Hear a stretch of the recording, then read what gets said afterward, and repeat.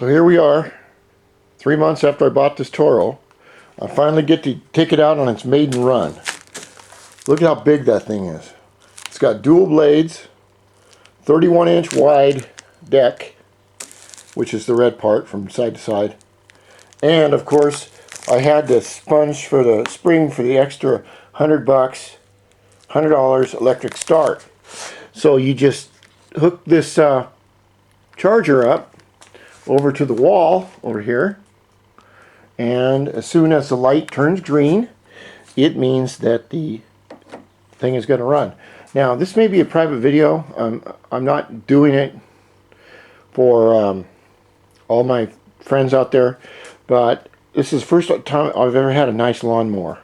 And my wife said, well, just go buy anyone you want. And I said, oh, you shouldn't have said that.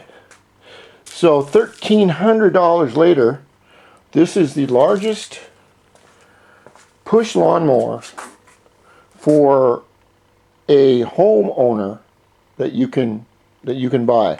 The next step up are those commercial lawnmowers, and they don't even have a handle on them. They have these weird looking claw type grip things.